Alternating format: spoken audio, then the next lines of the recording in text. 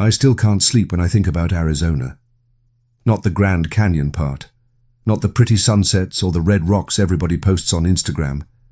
I mean the real Arizona. The empty part. The part where the highways turn into cracked two-lane scars that disappear between black mesas, where your cell phone drops to 0 bars and stays there, and where something ancient watches you from the ridgeline with eyes that glow like dying coals. This happened to me in the fall of 2019. I was 26, broke, and running from a life I didn't want to talk about anymore. I had an old Jeep Cherokee with 180,000 miles on it, a backpack, and a half-baked plan to disappear into the desert for a few weeks until the noise in my head quieted down. People told me not to go alone. I didn't listen. I was somewhere northeast of Flagstaff, deep in the Navajo Nation, on a dirt road the map just called unimproved. The sun was bleeding out behind the mountains, turning the sky the color of a fresh bruise. I'd been driving for hours without seeing another car, another house, nothing but sagebrush and silence so thick it felt like drowning. That's when I saw her. She was standing on the side of the road, maybe 50 yards ahead, barefoot in the dust. At first, I thought it was a trick of the light, because nobody just stands in the middle of nowhere like that, especially not a woman in a long velvet dress the color of dried blood. Her black hair moved in the wind like it was underwater. She raised one arm and pointed straight at me, slow, like she'd been waiting. I slowed down. I don't know why. Something in my chest said, "Keep driving," but my foot eased off the gas anyway. As I got closer, I saw her face. I swear on everything I have left, she had no eyes, just dark hollows, like someone scooped them out with a spoon. And she was smiling. Not a normal smile. Too wide. Too many teeth. I hit the gas and flew past her. In the rearview mirror, she didn't move. She just kept standing there, arm raised, head turned all the way around, watching me leave. I told myself it was a prank. Some reservation kids messing with tourists. That's all. But my hands were shaking so bad I could barely hold the wheel. 10 miles later, the road dead-ended at an old cattle guard and a hand-painted sign that said, "No trespassing. Ye nald lushi walk here." I didn't know what that meant then. I do now. It means skinwalker. I should have turned around. Instead, like an idiot, I decided to camp right there. I was tired, it was getting dark, and part of me wanted to prove I wasn't scared. I pulled off into a dry wash, killed the engine, and sat in the silence. That's when the screaming started. Not human screaming. Animal. Something big getting ripped apart. It echoed off the canyon walls, so I couldn't tell how far away it was. Then came the laughing. High-pitched, wet, like a hyena that learned how to talk. My skin tried to crawl off my bones. I locked the doors, turned on every light I had, and sat there clutching my grandpa's old .38 revolver I didn't even know how to shoot properly. Around 2 in the morning, the temperature dropped hard. Arizona desert nights get cold. But this was different. It felt like someone opened a freezer door inside my chest. Frost started forming on the inside of the windows even though it was 60 degrees outside an hour earlier. And then I heard it walking around the Jeep. Slow footsteps in the sand. Crunch, pause, crunch, pause. Like it was counting steps. Every time it passed the driver's side window, the dome light flickered. I sat frozen, gun in my lap, trying not to breathe. Then the knocking started. Tap, tap, tap. Right on my window. 3 knocks, gentle, like a friend checking if you're home. I didn't move. I didn't look. I just stared straight ahead and prayed in a way I hadn't since I was a kid. The knocking stopped. For maybe 30 seconds there was nothing but wind. Then the voice came from right beside my ear, inside the Jeep. It whispered my name. My full name. The one nobody out here could possibly know. I lost it. I screamed, threw the Jeep in drive and floored it. Didn't even turn the headlights on at first. I just hauled ass back down that dirt road doing 60, bouncing so hard I thought the axle would snap. In the dark, I saw shapes running alongside the Jeep. Tall, thin, moving wrong, like their joints bent backwards. They kept perfect pace with me, 30, 40, 50 miles an hour, never touching the ground. One of them leaped onto the hood. I still see its face in nightmares. Grey skin stretched too tight, mouth open way too wide, black tongue flicking like a snake's. It stared through the windshield with those same empty eye sockets, and smiled that horrible smile.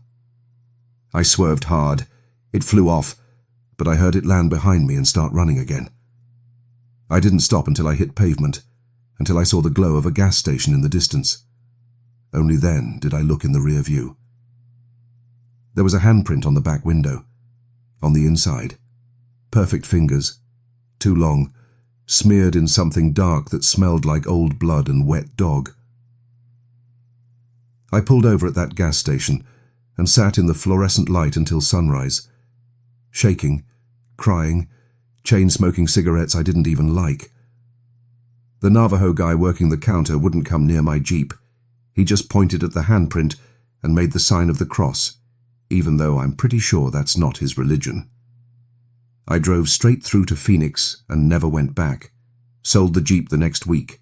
Still have the photos of that handprint on my phone. Some nights I zoom in and look at the lines on the palm. They match mine. If you ever find yourself on a back road in northern Arizona after dark, and you see a woman in a red dress with no eyes standing perfectly still, don't slow down. Don't look in your mirror. Don't say your own name out loud. Just drive. And whatever you do, don't stop. If this story made your skin crawl the way it still does mine, hit that subscribe button on Mr. Haunt. I've got way more where this came from. Trust me, you're going to want to hear them with the lights on. Second story. My name is Jake. This still keeps me up at night. It was October 2023, 3 days before Halloween. I was 29 years old, living in Phoenix, and I'd just taken a contract job that paid stupid money to drive a sealed crate from Tucson to a private airstrip outside St. John's, Arizona. Cash on delivery, no questions. Normally I don't do sketchy runs, but rent was due, and my credit cards were screaming. The GPS told me to take the state route north, then cut over on this forgotten county road that barely shows up on maps. Midnight was coming fast, temperature dropping into the 30s, and the only thing on the radio was static and some preacher yelling about the end of days. That's when the road narrowed to cracked asphalt, and the pines closed in overhead like a tunnel. My headlights caught a rusted metal sign half buried in the dirt. Black Ridge Sanatorium, St. 1923, condemned. I'd heard the stories growing up. Tuberculosis hospital back in the day. Hundreds died. They say after it shut down in the 50s, the state just walked away and let the desert swallow it. Teenagers used to sneak in on dares until people started disappearing. Now it's fenced off with razor wire and no trespassing signs every 10 feet. Except tonight the gate was wide open. The chain was cut clean, links scattered on the ground like someone used bolt cutters 5 minutes before I showed up. My headlights swept across the courtyard, and I saw the main building straight ahead. 3 stories of broken windows, ivy choking the brick, and one single light flickering on the top floor, like a candle somebody forgot to blow out. I should have kept driving. The job said deliver the crate to the airstrip, not play horror movie tourist. But the pay was half up front, half on delivery, and I was already picturing what happens if I don't show. So I eased the truck through the gate, tires crunching on shattered glass. That's when my phone died. Full battery 1 second, black screen the next. Truck kept running, but every gauge on the dash started bouncing like it was possessed. I rolled past the loading dock and parked under that one lit window. Figured I'd wait 5 minutes, see if anyone shows up for the crate, then bounce. 2 minutes in, the temperature inside the cab plummeted. I'm talking breath-fogging, teeth-chattering cold. Frost spiderwebbed across the windshield from the inside. And then I heard her. A woman's voice, soft, almost singing, coming from somewhere above me. Old lullaby my grandma used to hum, except the words were wrong, backwards, like someone played a tape in reverse but still made it sound sweet. I grabbed the flashlight and stepped out because I'm apparently the kind of idiot who investigates creepy singing instead of leaving. The front doors of the sanatorium were chained too, but the chain was loose, hanging open just enough for a person to slip through. I told myself I was only going to shine the light inside and leave. The second I crossed the threshold, the singing stopped dead. Silence so complete it hurt my ears. My flashlight beam landed on a nurse's station straight ahead.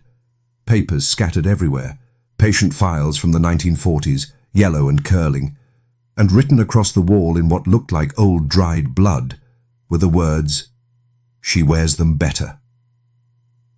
I swung the light down the hallway, and that's when I saw the skin. Hanging from the ceiling like party streamers, long strips of it, pale and wet-looking even though it had to be decades old. Human faces still attached, mouths sewn shut with black thread, empty eye sockets staring down at me. I backed up so fast I tripped over something soft. My light landed on a body, fresh, wearing a security guard uniform. His face was gone, just gone, like someone peeled it off in one piece. That's when the dragging started. Slow, wet, coming from the stairwell at the end of the hall. Thump, drag, thump, drag. I ran. Burst back through the doors into the courtyard, and the cold hit me like a wall.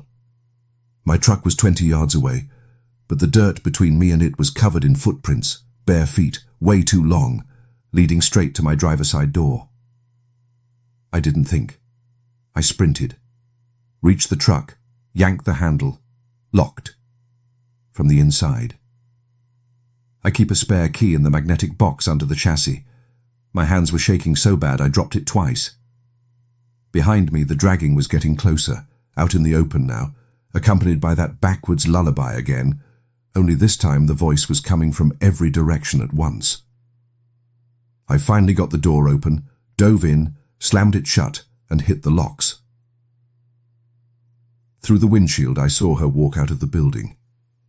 Tall, wearing a nurse's uniform from the 40s, starched white, only it was moving wrong, like there were too many joints under the fabric. Her face. God. Her face was a mask. Someone else's face stretched over whatever was underneath, eye holes not quite lining up, mouth smiling too wide because the skin didn't fit right. She tilted her head, and the mask slipped just a little. I saw what was under it. I screamed, threw the truck in reverse and floored it, backed straight through the gate doing 40, sparks flying as metal tore. Drove 90 miles an hour all the way to the airstrip. The buyer never showed.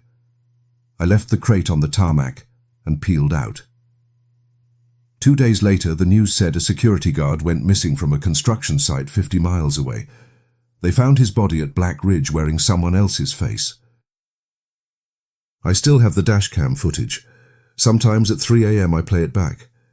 You can see her in the rearview mirror the whole drive, sitting in my back seat, wearing the guard's face like a Halloween mask, smiling. If you're ever driving north of Phoenix and you see an open gate at an abandoned sanatorium with one light burning on the top floor, keep driving. Some skins don't belong to the people still walking around in them. If this one got under your skin the way it's still under mine, smash that subscribe button on Mr. Haunt. Turn on notifications, because trust me, the next story is worse. Third story. This one still makes my hands shake when I type it. My name is Cody. Back in June 2022, I was 24, fresh out of the army, and trying to outrun every nightmare the desert in Afghanistan had burned into my head. Doctors called it PTSD. I called it Tuesday. My fix was solo backpacking. No people, no talking, just me in the mountains until the static in my brain went quiet. That summer I picked one of the most remote spots in the lower 48, the Superstition Mountains east of Phoenix. Locals told me not to go in alone. They said the mountains don't like strangers, especially not in June when the rattlesnakes are angry and the heat tries to cook you alive. I smiled, thanked them, and disappeared anyway. Day 4 into a 7-day loop, I was above 6,000 feet, way off trail, in country so rough the map just says, extreme terrain, travel not recommended. The plan was to camp on a ridge with a view of Weaver's Needle at sunset, then hike out the next morning. I found the perfect spot, a flat sandstone shelf with a fire ring someone had built decades ago, except when I got closer, I saw the stones weren't rocks at all. They were knuckles, human finger bones arranged in a perfect circle. I should have left right then. Instead, I laughed it off, old hiker prank, whatever, and set my tent up 20 feet away. Sun went down fast, like someone flipped a switch. Temperature dropped 40 degrees in 20 minutes. I crawled into my bag with every layer I owned and tried to sleep. That's when the whispering started. At first I thought it was wind moving through the cactus skeletons. Then I realized it had rhythm, words, hundreds of voices, male, female, kids, old people, all overlapping, coming from every direction at once, but somehow directly inside my skull. They were saying my full name, my rank, my service number, things I never told anyone out here. I sat up so fast I almost ripped the tent, grabbed my headlamp and pistol, I still carried after discharge, and stepped outside. The ridge was bathed in moonlight so bright it looked like daylight, except there were no shadows. Not one. Everything was lit evenly, like a movie set. And standing at the edge of the bone circle were people. Dozens of them. They looked off. Too still. Clothes from every era. 1800s prospector hats, Dotawutu uniforms, modern hiking gear, even a woman in a calico dress holding a lantern that had no flame. Their eyes were pure black, no whites at all, reflecting the moonlight like oil. None of them had shadows either. The whispering stopped the second I saw them. Dead silence. Then the closest one, an old miner with a beard down to his belt, opened his mouth and spoke with my own voice. Exact same pitch, same West Texas accent I've had since birth. "Cody," it said, "you weren't supposed to come home." Every hair on my body stood up. They all took one step forward at the exact same time. No sound of boots on rock, just floating an inch above the ground. I raised the pistol and screamed the only thing that came to mind. "Back the hell off!" The miner smiled, and his teeth were made of gold nuggets. Then they rushed me. Not ran, rushed, like someone hit fast forward. 1 second 30 yards away, next second right in my face. Cold hands grabbing my arms, my neck, my throat. I smelled dust and old blood and something metallic, like cock left in the rain. I fired 3 rounds point blank into the miner's chest. The bullets went straight through and pinged off the rocks behind him. He didn't even flinch. They dragged me toward the bone circle. I fought like a wild animal, kicking, biting, screaming. I still have the scars on my forearms where their fingernails went in. They were ice cold, those fingers, like they'd been buried for years. They got me to the edge of the circle and forced me down on my knees. The whispering came back, louder, triumphant. That's when I saw the hole in the center of the bones. It hadn't been there when I set up camp. Perfectly round, 3 feet across, and blacker than black.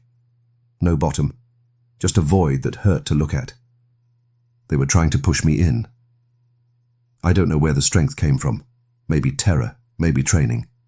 I twisted hard, elbowed something that felt like dry twigs, and broke free for half a second, long enough to grab the magnesium fire starter from my pocket. I sparked it against the rock. Bright white flame exploded in my hand. The second the light hit them, every single one of them screamed with my voice. High, horrible, layered on top of itself like a choir from hell. Their bodies started smoking, peeling away like burning paper, revealing nothing but darkness underneath. I swung the fire starter in circles, backing toward my tent. They kept coming, reaching, mouths open too wide, but they couldn't cross the light. I dove inside the tent, zipped it shut, stupid, I know, and held that tiny flame like it was the sun itself. They circled for hours. I heard them scratching on the nylon, whispering my nightmares back to me. Friends I couldn't save, villages, explosions, the smell of burning diesel. Every memory I tried to bury. The magnesium burned out just before dawn. Silence. I waited another full hour after the sun came up before I unzipped the tent. The ridge was empty.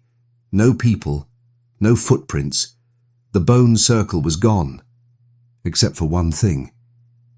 In the exact center where the hole had been, someone had left my dog tags. The ones I lost in Kandahar. The ones I watched get blown to pieces with the Humvee. They were polished clean, hanging from a cactus spine, swinging in the wind. I hiked out in 7 hours, no breaks, half dead from dehydration and fear. When search and rescue found me on the highway, I was barefoot, didn't even remember losing my boots, and babbling. They never found my pack, or my pistol, or the dog tags I was clutching so hard they cut my hand. The Superstition Mountains keep what they take. Some places don't want to be found. And they really don't like it when you make it out to tell the story.